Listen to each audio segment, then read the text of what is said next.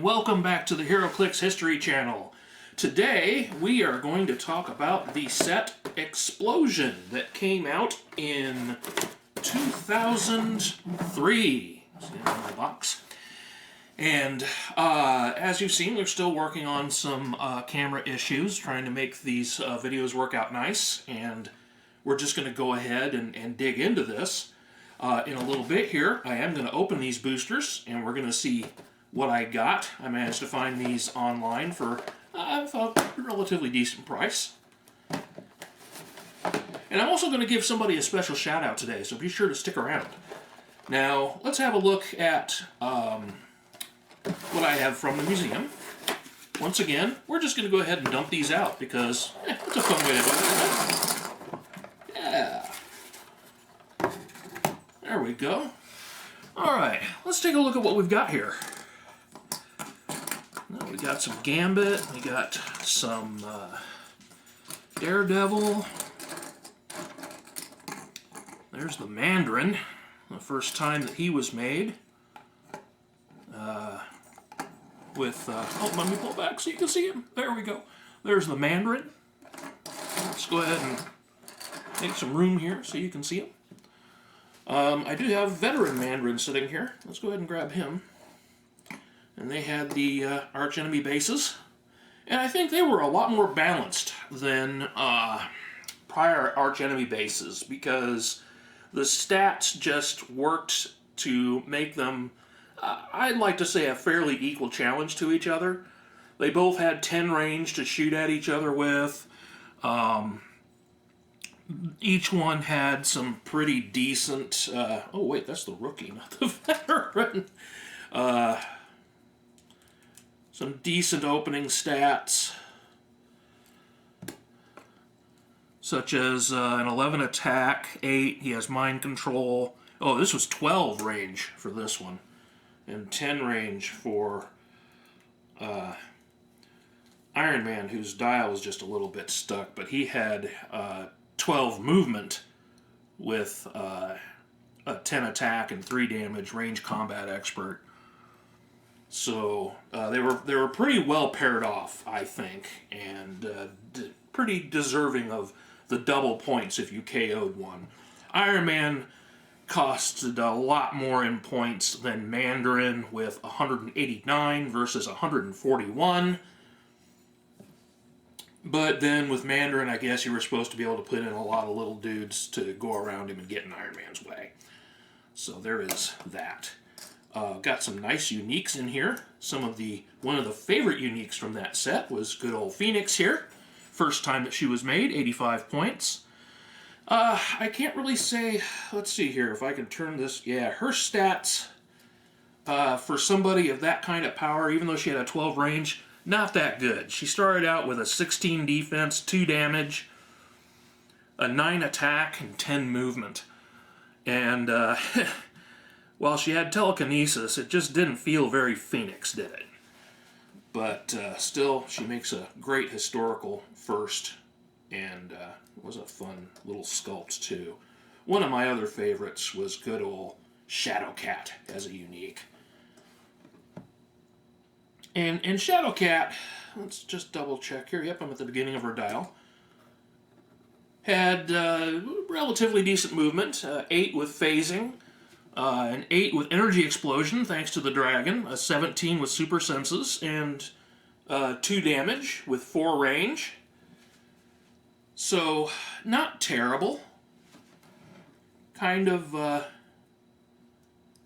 nice tactical piece, but like a lot of the older pieces, once they were hit, they lost a lot of their capabilities. Their defense would drop. I mean, a lot of glass jaw work in the earlier sets. But you can compare her here to Rookie if you want. See? Had a few of those.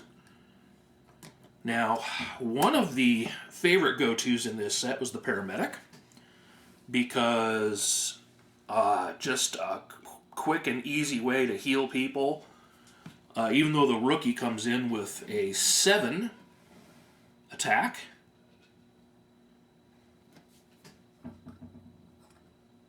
and a 13 defense, you didn't want her up very close, but The other thing that worked with this is that most of the time, by the time you had to use her to heal, your defense was already around a 15, so it wasn't impossible to roll that 8 to heal. Let's see here. Another favorite to go to was Destiny. And back then, the Brotherhood was only a free movement kind of thing, which was kind of dull. But she was your cheap reroller for 23 points on the Experienced. And back then, probability control had a range of 10. So even with her range of 0, it still worked out pretty nicely. And then we have, here we go, another one of the favorites. And one of the sculpts I really loved with this set too was Storm. I think she was my favorite sculpt for this set. And she was a solid attacker too, because she had a 10 attack with Energy Explosion and Ranged Combat Expert, so that she could make that 2 damage into a 4 damage and become a damage hose, making her really versatile for her 52 points. But again, look at the... I mean, if only they were able to do the same thing on every sculpt, right? It was so nice to see that gold trim on there. It was such a great sculpt. Really loved it. But if you wanted to talk about versatile figures, I've got him here. Let's have a look at the 75-point Taskmaster. Yep, the first Taskmaster. 75 points, he had Perplex, he had a 12 attack with Blade's Claws, he had 8 movement with Stealth, he only had front-loaded 2 damage, but when you've got a 12 attack with Blade's Claws, you don't really care about that. And he had 6 range, so as they used to say, and I remember there was even an article on him in one of the magazines that used to be out, that asked, well, what can't he do? At that time, not a lot he couldn't do, not a lot he couldn't handle. So he was a really good attack piece to get out there and TK into position and start hacking things up. And then, let's take a look at one of the, I think, silliest of the arch enemy type issues. And that's this one right here. You've got Daredevil, and his archenemy is the Hand. Now, if there's enough Hand ninjas out, it means that he's getting double points for each one he KOs, and they weren't that tough. So, excuse me.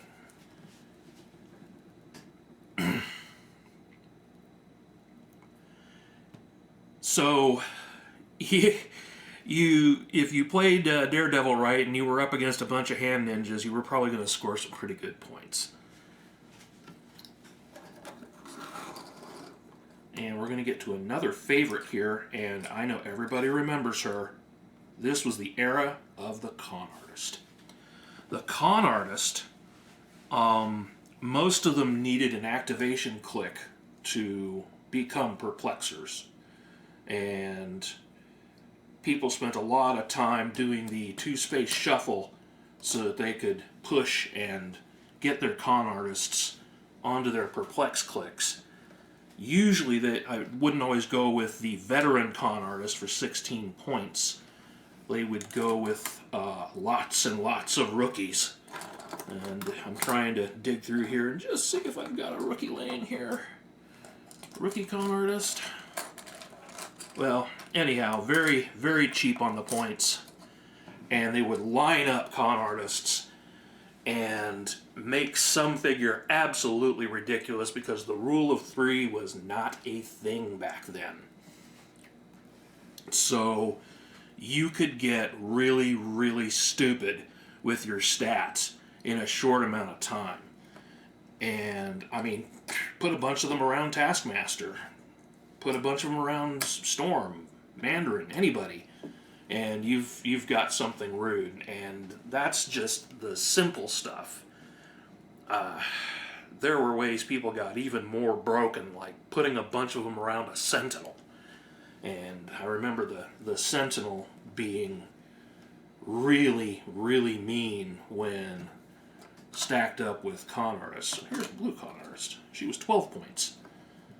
So I think the rookie was, what, 10? I'd have to look it up. Or maybe you can tell me. Tell me in the comments. How many points was the... Never mind, she's 11. Ha! I found it. I was going to give you something to say, and then I found her. Because dumping these out, and you have to look around a little bit. But boy, those Con Artists, they were something to hate. Sorry about that background noise. My cats are playing on the stairs. And we got some Gambits here.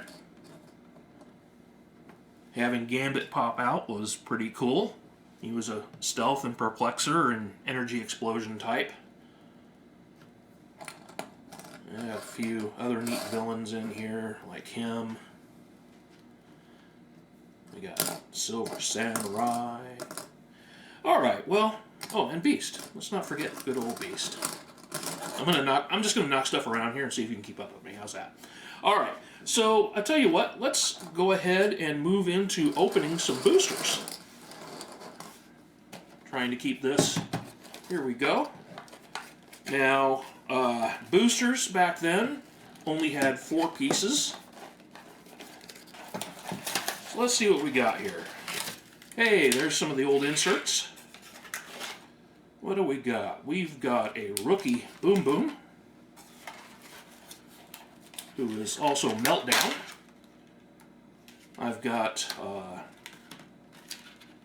a blue Daredevil. Okay. Now we got one of those green wrappers in here, and that's what told you kind of had a different rarity going on. Hey, we've got a veteran Iceman. All right. Look at that. Put him on his little base there. There we go. Got a veteran Iceman. That is not bad for how this set went. And now, I gotta get way down in the bottom of the booster here to get a veteran Hand Ninja with that. So there's booster number 1. I'd say this was definitely the highlight out of that booster. Let's pop another one. Boosters. And we've got a Shadow Cat here in the wrapper. That is an experienced Shadow Cat.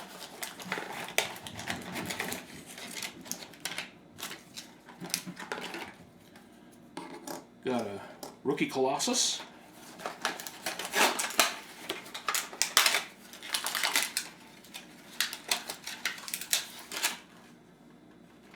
Got a rookie Scorpion.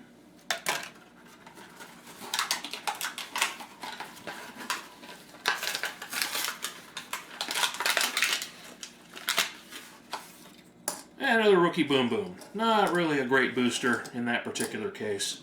I'd say our highlight is still right there for these 3. One more booster. Let's give it a shot. Oh, shaky, shaky.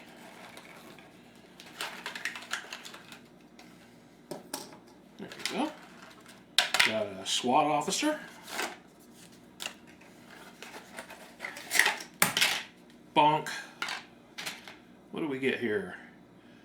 We got a veteran Taskmaster whose sword is broken. Bummer that. At least my other one here doesn't have his sword broken, but that was pretty common to have that sword break because of the design.